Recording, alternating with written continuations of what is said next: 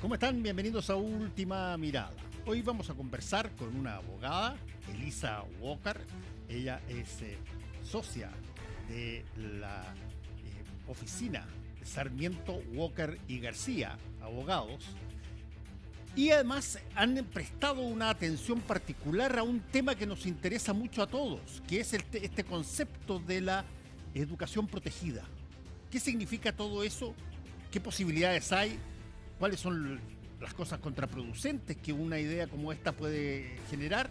Vamos a conversar con Elisa Walker. Muchas gracias por estar con nosotros, Elisa. Gracias, Fernando, por la invitación. Un gusto de compartir esta conversación. A ver, ¿qué razones legales puede tener una idea del nuevo gobierno sobre la educación que haga que, por ejemplo, los abogados estén pensando, a ver, ¿qué significa esto de la educación protegida? Mira, el proyecto de ley que está tramitando el gobierno se puede analizar desde distintas perspectivas. Una perspectiva es ver la pertinencia, la oportunidad, los fundamentos, para ver si tiene sentido desde una lógica de política pública, de derecho a la educación, promover aulas seguras desde esta lógica de estos colegios protegidos. Y ahí se pueden hacer distintas observaciones al proyecto de ley. Revisemos el mensaje, revisemos los fundamentos. El mensaje dice poco sobre cuál es la realidad chilena de temas de inseguridad en el aula para justificar las medidas que vamos a ver después, que son bastante drásticas. Sí. Dice que según encuestas, investigaciones que se han hecho en la OECD, los profesores en Chile tienen índices de estrés más altos que el promedio de la OECD. Pero esos son análisis generales. También dice que hay situaciones de maltrato en los colegios, pero no da muchas estadísticas particulares, y maltrato puede tener una mirada bien amplia o comprensiva de distintos fenómenos. Pero este proyecto de ley, con estos comentarios generales, lo que hace es intervenir a los estudiantes para hacer intrusivo, podríamos decir así, en la revisión de las vestimentas, de los accesorios, de las mochilas, entendiendo que esto ayuda a evitar la violencia. Ahora, esto, voy a usar la última parte de tu intervención, esto después de que nosotros vemos a veces, con bastante frecuencia, situaciones que son todo lo contrario de lo que uno espera que sea la educación, cuando sí. Hay incluso hasta el porte de armas dentro de los colegios. Todos queremos que nuestros hijos y hijas estudien en un lugar protegido, donde se sientan respetados, donde haya una comunidad, ¿verdad? Porque es la primera experiencia social de interacción que después se proyecta en la sociedad como un todo. Pero a veces esas experiencias que existen y efectivamente son reales, no son generales necesariamente en nuestro país. Y este es un proyecto de ley sumamente radical en sus medidas. Por ejemplo, la Defensoría de la Niñez sacó un informe la semana pasada hablando de violencia en relación de niños, niñas, adolescentes. ¿Y qué es lo que ve este informe en los colegios? Que hay indicadores muy preocupantes sobre violencia sexual, por ejemplo. Si uno ve las denuncias de violencia sexual desde los establecimientos de salud, más que duplican las denuncias sobre portes de armas o municiones, y este proyecto nada dice sobre esa realidad. El revisar las mochilas, el tener pórticos de seguridad, no van a inhibir a alumnos a tener conductas de violencia sexual cuando es un problema muy grande dentro de nuestra comunidad. Entonces, a pesar, Fernando, de que pueden haber situaciones de armas, lo tuvimos hace una semana y es algo súper serio y todos lo reprochamos, la pregunta es qué tan comunes son y realmente cuál es el diagnóstico de cuáles son los tipos de violencia que se viven en los colegios para dar una respuesta adecuada. Hay una, si se quiere, una sensación que es universal, por lo menos en el mundo occidental, cada vez que hay intervención en las escuelas, en la educación en general, uno debiera preguntarse a ver qué tanto de esto tiene que ver con, de alguna manera, parar no solamente ciertas conductas, sino que también ciertas ideologías, cierto tipo de pensamiento que se enseña en las escuelas, y qué tanto hay de una situación, si tú quieres, que es borda con lo policial. Sí. porque efectivamente están pasando cosas en las escuelas que no debieran pasar. Pero como la escuela es el canal por el cual nosotros aprendemos de montones de cosas y tenemos eh, muchas ideas Sí. que emanan de la discusión dentro de las escuelas, uno puede preguntar, oye, ¿qué tanto esto puede ser algo que lo que trate de inhibir son ciertos tipos de ideas? Mira, José Joaquín Brunner esta semana en entrevistas dijo una frase muy interesante. Dice, es complejo cuando las escuelas se transforman en un lugar de permanente sospecha. Y cuando tú tienes estos controles en la entrada, muchas veces lo que transmites es que la escuela, en vez de ser un lugar de resguardo, es un lugar de riesgos, en el que tú tienes que llegar Claro. preparado, cuidado. Sin ir más lejos, yo tuve una experiencia, estuve viviendo un par de años en Estados Unidos, donde están estos pórticos metales, donde mi hijo no podía llevar ni una cuchara de metal para entrar al colegio, porque se sentía que eso podía ser una arma para generar situaciones de Marcaba la violencia. alerta. Claro. Entonces, vuelvo a decir, ¿cuál es la realidad chilena? Más que armas, tenemos, por ejemplo, problemas de violencia sexual que son mucho más masivos en los colegios. Este proyecto no dice nada al respecto. Pero incluso si tenemos situaciones de armas que por suerte son aisladas, pero existen, la pregunta es, ¿cuál es la medida razonable y cuál es la medida proporcional también para la comunidad educativa para hacer respuesta a esos controles? Este proyecto es súper extremo en las medidas y yo creo que raya incluso con la constitucionalidad de su contenido. Este proyecto permite, por ejemplo, que los colegios puedan revisar las mochilas, los accesorios de los alumnos, dando muy poca orientación de cómo regular estos procedimientos dentro del colegio. Pero, Entonces, genera ahí una mochila, un peso muy grande en los propios establecimientos educacionales. Me dicen que tengo que regular eso, no me dicen muy bien cómo tengo que regularlo. ahora, pero ahí hay un punto muy interesante. Debe haber montones de personas que con toda legitimidad dicen, oye, ¿qué problema hay de que les revisen las mochilas? Si que en una de esas sale alguien que andaba con una pistola o andaba con un cuchillo, ¿por qué razón es pernicioso, malo o no es conveniente que le revisen las mochilas si es que están pasando estas cosas? Porque tú con esta dinámica lo que transmites es que los estudiantes en un colegio son potencialmente peligrosos en abstracto, porque estos son controles generales que tú instalas dentro de los establecimientos. Entonces, transmitir que el colegio o la escuela es un lugar peligroso per se, no sé si es la mejor forma de abordar situaciones de violencia específicas, pero también fortalecer a la comunidad para efectos desde que de una mirada preventiva pueda resguardarse de este tipo de conductas. Y además, Fernando, acá estamos hablando de niños, niñas y adolescentes. Estas son personas que están en proceso de formación, no son adultos, y acá siempre se aplica el principio de interés superior del niño, el principio de autonomía progresiva, son personas que están en proceso de formación y nosotros tenemos que ayudar a que ese proceso de formación sea sano, sea adecuado e incluso si tenemos niños, niñas, adolescentes que incurren en ilegalidades, el sistema penal, por ejemplo, en Chile, los trata de una forma diferenciada a un adulto, porque sabemos que son personas que hay que resguardar y al mismo tiempo también a veces hacer exigible la responsabilidad. Y, por ejemplo, en Chile los menores de 14 años son inimputables. Tú no puedes empezar un proceso penal en contra de un menor de 14 años. Este proyecto de ley permite que a todos los niños, sin diferenciar edades, tú les revises las mochilas y eventualmente, si este niño o niña adolescente resiste la revisión, eventualmente el proyecto de ley permite que tú puedas llamar a carabineros y a policías de investigaciones y que incluso eventualmente termine detenido este niño o niña adolescente. Ahora, ahí hay un punto que yo lo he conversado aquí con mucha gente, que tiene que ver con, a ver, cómo se comporta el ser humano en sociedad. Por ejemplo, ante este tipo de problemas, que de repente hay todo tipo de situaciones bélicas, no bélicas, violentas dentro de los colegios y todas las cosas así. Una de las cosas que está en bastante literatura, que en términos de psicología social funciona la lógica como diciendo, okay, si es que alguien le hace algo a mi hijo, yo estoy dispuesto a que le pase cualquier cosa a esa persona.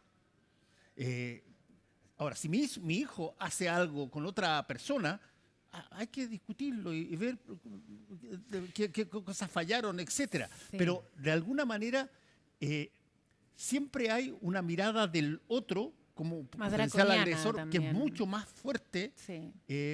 que la del propio. Pero lo que tú dices recién es clave, el potencial agresor. Lo que busca este proyecto de ley es tratar a los estudiantes como potenciales agresores e instalar controles que lo que busquen es que cada uno de esos estudiantes eventualmente pueda ser chequeado en términos abstractos dentro del sistema, o sea, que no es que vaya a buscar a un alumno en especial, sino que hayan controles generales para efectos de resguardar la comunidad. Vuelvo a la expresión de José Joaquín Brunner, transformar las escuelas en lugares de permanente sospecha, además creando normas que yo creo que rayan con la inconstitucionalidad o el resguardo de los derechos de niños, niñas y adolescentes, parece no ser la mejor medida. Tú sabes, Fernando, que nosotros tenemos normas de control de identidad en el país, ¿verdad?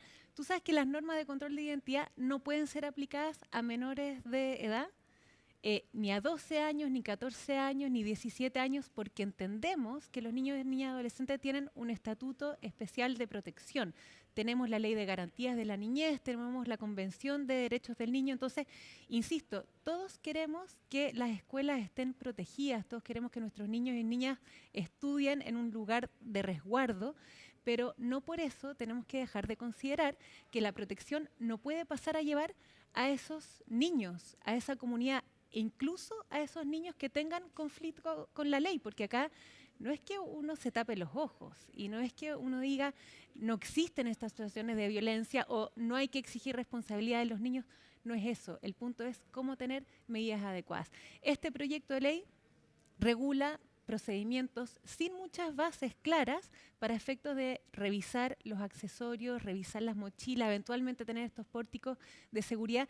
E insisto, y le tira la pelota a los establecimientos. Le dice, tú tienes que regular esto en un reglamento, con ideas muy generales, respeta la honra, respeta la no discriminación. Pero si van a hacer esto debería ser un procedimiento adecuado. Por ejemplo, en el ámbito laboral, cuando tú tienes una acusación de acoso sexual o acoso laboral, la ley es súper clara. ¿Cuál es el procedimiento aplicable? ¿Cuáles son las garantías que tienen las partes? ¿Qué se exige en una denuncia? ¿Cuáles son los plazos que tienen que transcurrir? Y es importante porque hay un balance de resguardo de quien denuncia y de quienes le denuncian y eventualmente además pueden haber sanciones. Y ahí estamos hablando de adultos, estamos hablando de situaciones laborales. Acá hablamos de niños, niñas y adolescentes y este proyecto de ley no establece ninguna base específica Ahora, delimitada para regular estos protocolos. Entonces, para los establecimientos de educación, esto yo creo que va a ser un problema. ¿Cuál es el protocolo adecuado? ¿Puedo terminar con recursos de protección? Nosotros sabemos que las comunidades son desafiantes no solo por lo que hacen los niños, sino que también muchas veces los adultos, de los padres tal vez de estos niños. Si yo tengo un protocolo mal hecho, porque la ley no me da mucha claridad de cómo hacer este protocolo y lo aplico con un niño y resulta que el niño termina detenido en una comisaría, porque eso es lo que permite este proyecto de ley. Yo como establecimiento también me arriesgo a finalmente poder tener recursos de protección en contra o otro tipo de acciones judiciales. ¿Cómo es este tema, cómo se ha tratado en otras partes donde nosotros podamos aprender, por ejemplo, de experiencias que eventualmente podríamos también aplicar acá? Probablemente uno ve mucho más en la televisión sobre este tipo de casos y se encuentra con que un país como Estados Unidos tiene una cantidad enorme de homicidios y de asaltos y de cosas por jóvenes y que en las escuelas pasan un montón de este tipo de cosas, pero si tú tuvieras que decir, oye, a ver, ¿cómo se podría, bajo qué lógica que existe ya en el planeta, se puede canalizar esto para que no solamente cambien las conductas, sino que para que la gente acepte las medidas? Sin ser experta en educación, pero teniendo alguna experiencia en diseño de políticas públicas, yo creo que lo importante primero es entender la realidad nacional. Y este proyecto, uno ve la discusión en el Congreso, tú partes hablando de los pórticos metálicos y la experiencia en Estados Unidos sobre este tipo de iniciativas. Nosotros no somos Estados Unidos, nosotros no tenemos esa experiencia. Tú vas en Chile al aeropuerto y no te advierten el chequeo de que desde acá en adelante ya no puedes tener armas. Estados Unidos tiene una cultura de uso de armas que es totalmente distinta a la que tenemos en nuestro país. Entonces, ojo con importar diagnósticos extranjeros que no se condicen con nuestra realidad nacional. Y sí, es curioso porque en abril de este año entró en vigencia una nueva ley de convivencia escolar, que justamente lo que busca es hacerse cargo de los desafíos de violencia dentro de los colegios, porque existe, vuelvo a decir, esto no es una realidad que no exista, pero hacerse cargo de una forma preventiva, fortaleciendo la comunidad, también obviamente adoptando medidas disciplinarias cuando corresponde. Este proyecto entró en vigencia en abril. O sea, no llevamos ni un mes de aplicación de este proyecto de ley y ya estamos reformulando la forma de abordar la violencia desde una lógica diametralmente opuesta, como es no solo este control que se hace a los estudiantes, la posibilidad de ingresar carabineros y policías de investigaciones, que insisto, es una materia seria, sino que además con medidas que ponen en jaque las posibilidades de reinserción social y de estudiar en educación superior de los niños que tienen conflicto Elisa, con la legalidad. ¿Eso es absolutamente idéntico para los colegios particulares y para los colegios públicos? O sea, este proyecto de ley no diferencia. Estas son normas que se aplican en forma general. Y por eso digo, los establecimientos de educación van a tener un desafío importante de incorporar este protocolo que no está desarrollado en el proyecto de ley y hacerlo convivir con esta otra ley recientemente aprobada de convivencia social, que es una lógica más preventiva y de fortalecimiento de comunidad. Okay. Es una polaridad también en la forma de abordar esta materia. ¿Y no hay en todo el proyecto, o no debiera haber en todo proyecto de este tipo, otra variable, que no es la variable de, si tú quieres, la más violenta, sino que, por ejemplo, la variable psicológica, que se introduzca en los colegios la conversación psicológica, el tener a personas que pasen por, cuando tengan cualquier tipo de problema, pasen por un psicólogo oficial del colegio o una persona que los atienda y que se canalice a través de una cosa más sensata que la violencia. No todo es blanco-negro. Y este proyecto, así como tiene normas complejas como es el uso, el control de los accesorios, de vestimentas de estudiantes, también tiene una propuesta que dice que desde el establecimiento, antes de hacer una denuncia, tienes la obligación de agotar las gestiones colaborativas internas para resolver el conflicto. Yo creo que esa es una buena medida también, porque a veces las denuncias son una externalización del conflicto y lo que nosotros también queremos y necesitamos aprender es a resolver conflictos, a conversar. Entonces, ese es un elemento positivo de este proyecto y está. Pero eso necesita alguien que canaliza esas conversaciones entre los afectados y los agresores, digamos. Claro, pero es que este proyecto lo que hace es complementar una normativa mucho más compleja en el sistema educacional. No todo se basta en esta propuesta, sino que tú tienes reglamentos vigentes en los establecimientos, con el cargado de convivencia escolar y con las instancias previas, pero acá sí buscan fortalecer estas instancias de resolver los conflictos internamente, exigiendo que se agoten los canales internos que antes no se hacían. Pero viene de la mano con estas normas de incorporar, vuelvo a decir, a carabineros, a policía de investigación eventualmente dentro de los establecimientos, exponer a los niños a hacer chequeos de vestimenta. El proyecto llega a decir que en todo caso no se puede desnudar, no se puede llegar a desnudar a un estudiante, pero mira de lo que estamos hablando, Fernando. O sea, que la ley tenga que advertir que el control de vestimenta tiene como resguardo que el estudiante no pueda ser desnudado, da cuenta de que esta es una normativa sumamente extrema en su forma de control. Yo creo que uno de los problemas que puede tener el racionalizar esta situación es que, porque lo voy a repetir, es que existe y sobre todo con los niños, existe esta tendencia a creer que los niños nuestros son siempre víctimas y los niños agresores son de otros lados, de otros padres, etcétera. Con ese tipo de mentalidad, no me extrañaría que mucha gente dijera yo estoy dispuesto a que le hagan cualquier cosa a un niño que agrede al mío. Claro, pero los padres están inmersos en un conflicto vinculado a sus hijos, pero las políticas públicas no se pueden regular sobre la base de esas actitudes más bien impulsivas, pasionales o más parciales porque eres parte de un conflicto. La política pública, por eso es importante la información. ¿Dónde están las estadísticas? ¿Qué tipo de violencia existe en los colegios? Claro. Vuelvo a citar el informe de la Defensoría de la Niñez.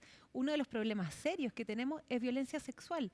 Este proyecto es totalmente irrelevante desde el punto de vista del resguardo de la violencia sexual de los estudiantes, porque el pórtico, el control de la mochila, el traer a carabineros para que te revise la vestimenta, no tiene nada que ver con ese tipo de violencia que sí es una realidad en nuestro colegio y que también hay que prevenir y hay que resguardar. ¿Cuál es el plazo hasta que esto ya quede oleado y sacramentado?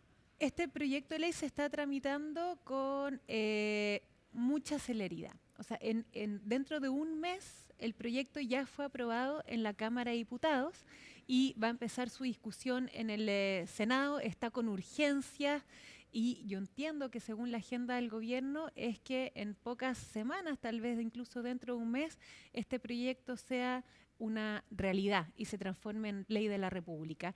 Pero el proyecto como está y como salió de la Cámara de Diputados tiene problemas de constitucionalidad.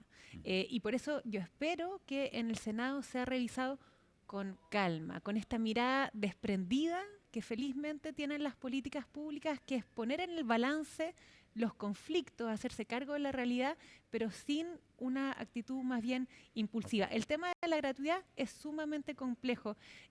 La Convención de los Niños resguarda la reintegración social y educativa de los niños que tienen conflictos con la ley. Este proyecto de ley impide que niños que han sido condenados por delitos de distinta naturaleza puedan acceder a la gratuidad. ¿Creemos o no creemos en la reinserción social, Fernando? Porque la educación es un vehículo de reinserción social. Y si nosotros, por la experiencia... Te insisto que va a haber mucha gente que dice, yo creo en la reinserción social si le pasa a mi hijo, pero al del gallo del lado no lo acepto. Al gallo de al lado, como dices tú, no lo podemos excluir de por vida como sociedad y no darle ninguna oportunidad ni ninguna herramienta para que se inserte en nuestra sociedad. Si tú los excluyes de la gratuidad, ojo, no estás excluyendo a todos de la educación superior, solo estás excluyendo a aquellos estudiantes que no pueden pagarla. Entonces, además, tienes un trato diferenciado que es sumamente nocivo, porque si yo como familia tengo las condiciones de pagar la universidad y alguien en mi familia incurre en un delito y es condenado, igual va a ir a la universidad, igual va a tener su título universitario, va a tener más posibilidades de desarrollarse socialmente. Si ese mismo estudiante es en una familia que no tiene recursos para pagarle la universidad y es condenado, tú lo condenaste, no a ese delito, lo condenaste de por vida a limitarle las posibilidades de reinserción social. Eso ya no es opinable. Sí, eso pone en entredicho la Ley de Garantías de la Niñez, la Convención de Derechos del Niño. Entonces, por eso te puede gustar o no el proyecto, pero hay límites constitucionales. Se me está acabando el tiempo totalmente y quiero una sola pregunta cortita respecto a ¿cuáles son los plazos para que esto se resuelva?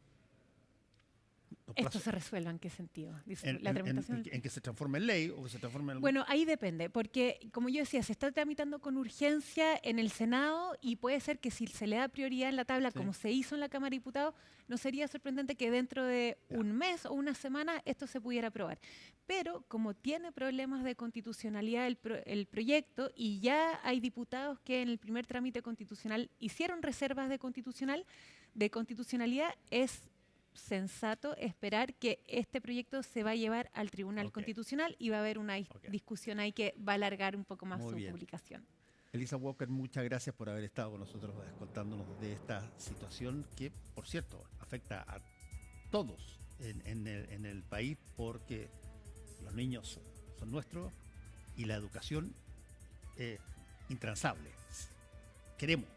Es una base fundamental de nuestra sociedad. Gracias, Fernando. Muchas gracias. Muchas gracias a todos ustedes por su sintonía. Nos encontramos mañana.